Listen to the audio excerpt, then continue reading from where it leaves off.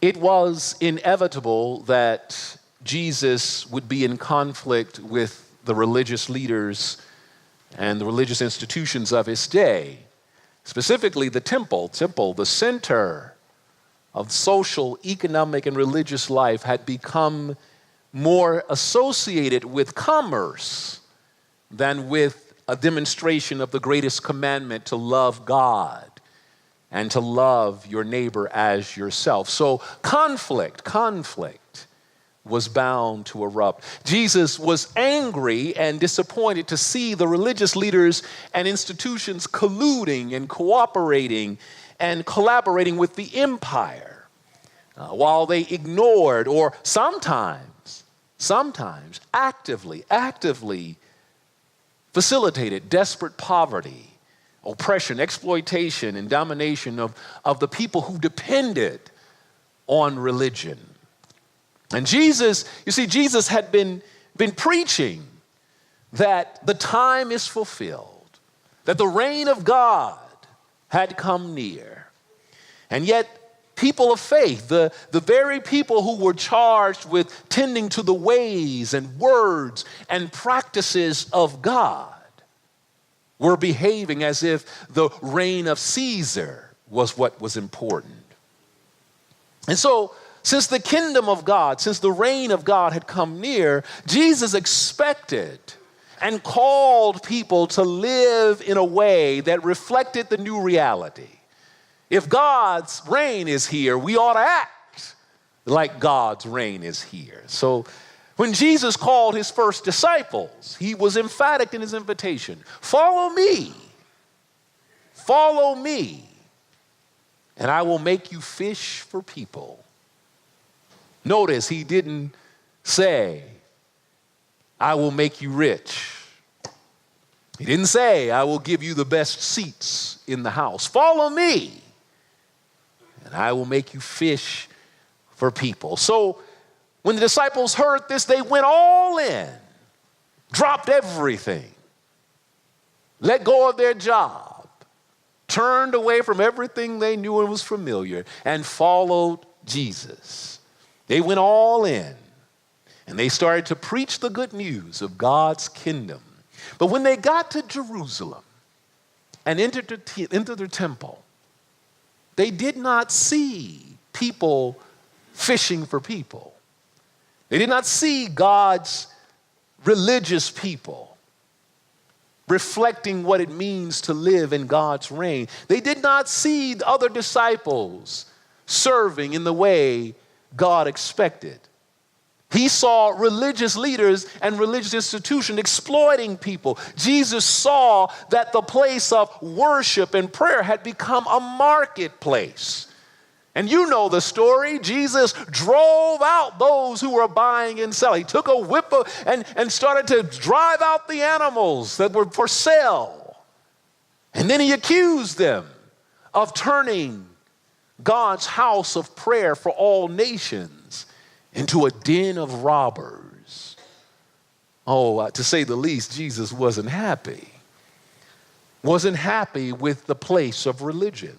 And can you imagine how surprised the people were, how surprised Jesus' disciples and followers were at Jesus' dramatic reaction to the business of the temple?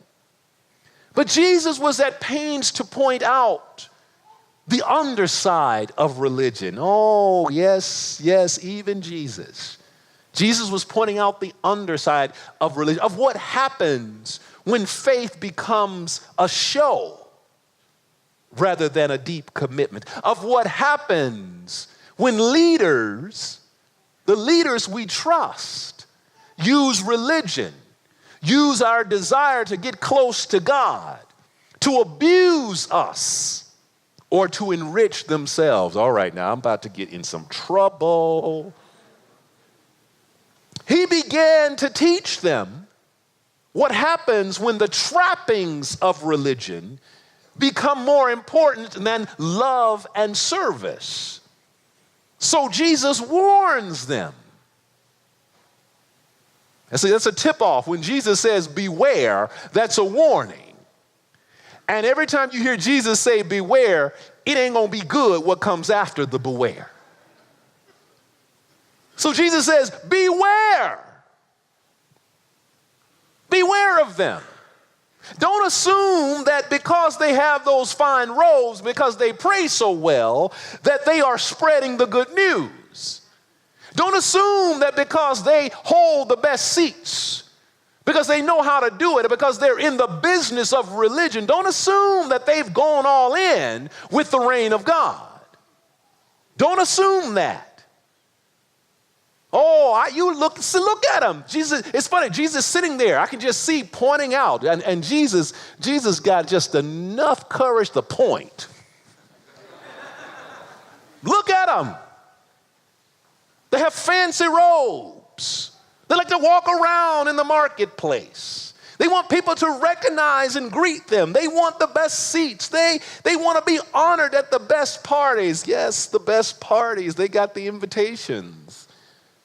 And they like to impress you with their long, lofty prayers. But look behind the show in that whole thing. Notice what Jesus says. And we almost miss it because it's almost like they devour the widow's houses. You could almost miss it. In looking at the long robes, you could almost miss it. But what Jesus is saying is they have all that stuff, hide something. They're stealing from poor folk. I said it. They're exploiting weak people. Behind all of that you're looking at, they devour the widow's houses. They take advantage of those who trust them. And just in case they didn't quite catch Jesus' meaning when he told them that, they began to watch the people bring their offerings. And he started to point out, he pointed out the rich people bringing their offerings. And then he pointed out a poor widow. It's almost like they want to double down. A widow by definition at this time is poor, but they wanted to add it on. Poor widow. She real poor. She didn't have anything. But look at the poor widow. She's bringing her offering, which is 2 copper coins, not much worth than a penny.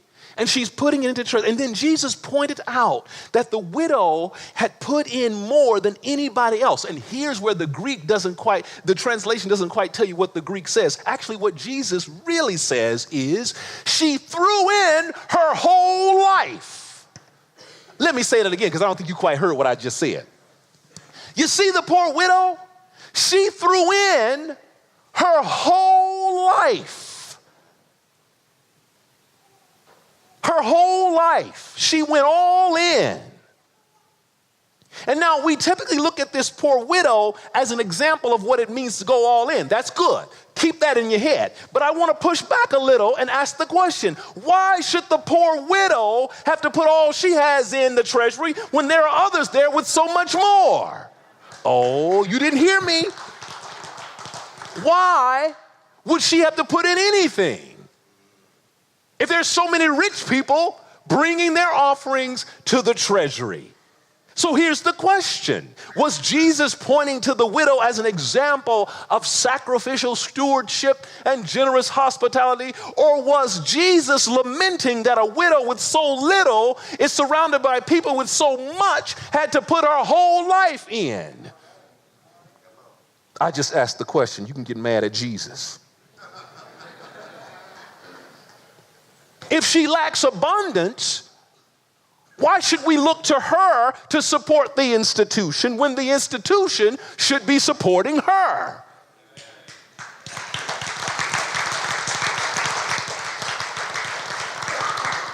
And I think these questions are important and relevant because Jesus has just told the disciples that religious leaders and institutions are taking advantage of weak people. So I don't want us to leave here letting the widow take all the focus.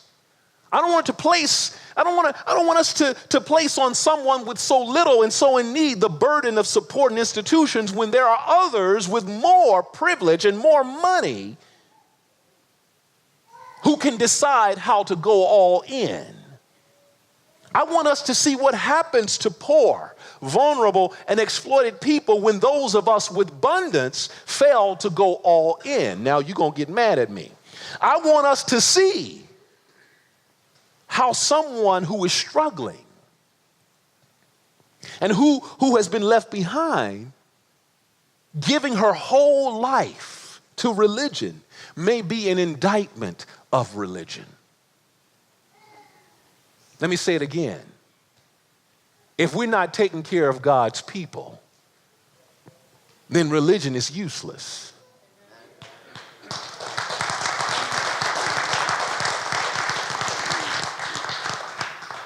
If we're not serving God's people, if we're not doing justice, if we're not loving people into wholeness again, then we're just a club. That's what Jesus wanted. This is what it means to go along. If we're not going all in such that we can help people confront the challenges of living, then I don't know what we're doing. Jesus would tell the disciples right after this that this temple will be destroyed. They were marveling at how beautiful it was, and Jesus said, "Oh, it won't stand." A religion that isn't working for the reign of God won't stand.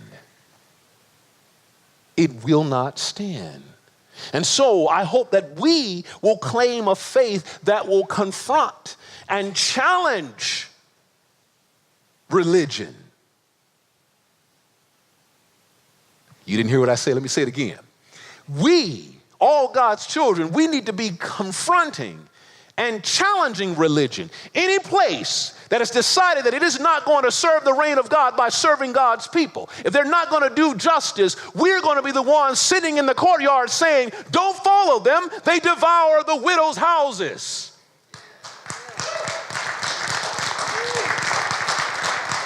Don't get me wrong. Don't get me wrong. I'm not running out here messing anybody's business. I'm just saying that we are going to testify and we're going to live such that we go all in so that we can serve God's people. That's what we're going to do. Now, we may not have all the big, beautiful buildings they have. We may not live as high as some of those wonderful churches do. Some of those mega churches, I just said, boy, I could really cut up in there. But we're going to go all in so that we can make this place a house of prayer for all God's children, no matter who they are, how little they have, or how much they have. Everyone will be welcome in the house of God and find what they need from a God who is generous and loving. That's the religion that we will espouse in this place.